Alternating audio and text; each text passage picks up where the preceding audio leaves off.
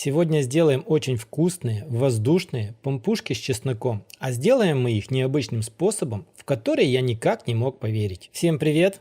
И для начала берем глубокую миску, вливаем в нее 200 мл теплой кипяченой воды. Сразу же в воду нужно отправить 6 грамм сухих дрожжей, 1 столовую ложку сахара и 1 чайную ложку соли. Затем берем ложку и все хорошо размешиваем до тех пор, пока не растворится сахар и соль. А после того, как вы все хорошо вымешали, оставляем вот это все примерно на 10 минут для того, чтобы заработали дрожжи. Через 10 минут еще раз все хорошо перемешиваем. Берем муку и ровно половину я просеиваю сразу же сюда в тарелку. Смотрите, у меня в тарелке муки здесь ровно 450 грамм. Больше мы ее использовать не будем. У нас она даже останется немножко лишней. После того, как просеяли муку, берем ложку и стараемся все хорошо аккуратно перемешать.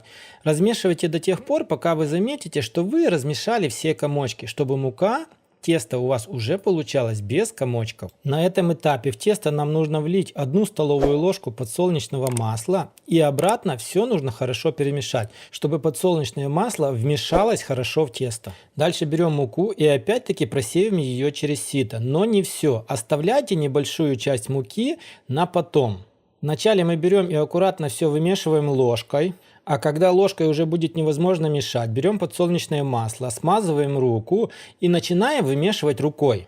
Ну а после того, как вы заметите, что тесто начало сильно липнуть к рукам, нужно взять еще чуть-чуть муки подсыпать. Опять все хорошо перемешать так, чтобы мука полностью вся вмешалась в тесто. Тесто у вас должно будет остаться таким вот липким, эластичным. Оно будет похоже на пух, но оно все равно будет оставаться липким. Оно будет липнуть к вашим рукам. Так и должно быть. В этом рецепте не нужно вымешивать тесто как на хлеб. Оно так и должно будет оставаться липнуть к вашим рукам. И после того, как вы вмешали всю муку в тесто, берем еще немножко подсолнечного масла и просто смазываем поверху теста подсолнечным маслом. Так сказать, делаем небольшую корочку из подсолнечного масла. Ну а после этого берем просто полотенце, накрываем полотенцем и оставляем вот так вот на 1,5 часа. Даем тесту, чтобы оно хорошо подошло. Ровно через 1,5 часа поднимаем полотенце и видим, что наше тесто увеличилось примерно в 2,5 раза. Мы берем муку, ту, что у нас осталось, и вот так вот прямо на рабочую поверхность нужно ее полностью всю просеять. Затем нам нужно хорошо обмочить руки в муке, большую половину муки отодвинуть в уголок, а остальное оставить на рабочей поверхности. Затем берем тесто, то что в миске, и отправляем полностью все на рабочую поверхность. Совсем чуть-чуть нам еще его нужно обмять, лишь для того, чтобы оно нам как можно меньше начало липнуть к рукам. Смотрите, вот так вот обволакиваем его в муке. Тесто становится такое более воздушное, более приятное на ощупь и очень похоже на пух. После того, как более-менее тесто перестало липнуть к рукам, мы его вот так вот раскатываем и стараемся разделить его ровно на 8 частей. Я взял обыкновенный нож и начал разделять вот так вот на ровные 8 частей. Тесто все равно будет липнуть к рукам, это ничего страшного, так и должно быть.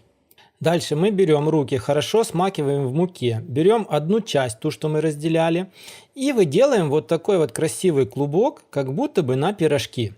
Затем вот эти вот клубки мы будем укладывать на сухую сковородку, без ничего. И таким вот образом нам нужно выделать полностью все 8 штук. Какие-то у вас получится немножко больше, какие-то немножко меньше. Это ничего страшного. И после того, как вы сделали все 8 штук, берем крышку от сковородки, накрываем крышкой и в таком положении оставляем отдыхать тесто ровно на 10 минут. Только для того, чтобы оно еще немножко подошло.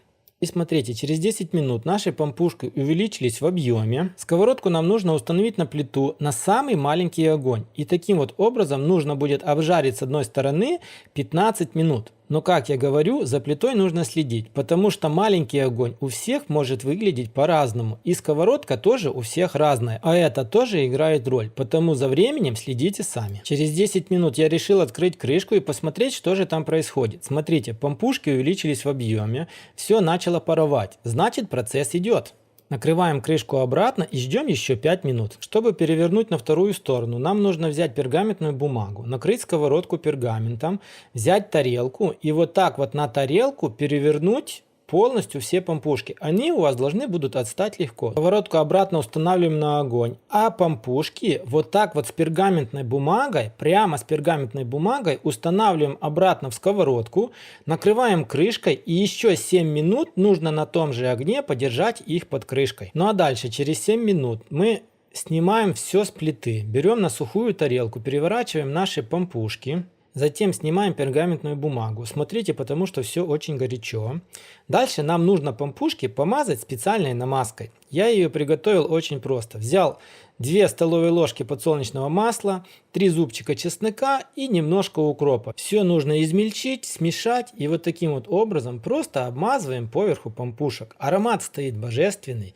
Уже не терпится их попробовать. Но накрываем обратно все пергаментной бумагой, а наверх на пергаментную бумагу застилаем полотенце и даем нашим пампушкам немножко отдохнуть, немножко отойти, так, чтобы они стали более мягкие. И через некоторое время получается просто бомба. Я не ожидал такого результата от сковороды.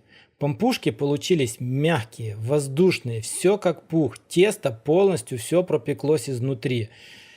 Я вас уверяю, что если вы такое попробуете, вы останетесь довольны так же, как и я. Я эту процедуру проделывал сегодня впервые, и я остался доволен на все 1000%.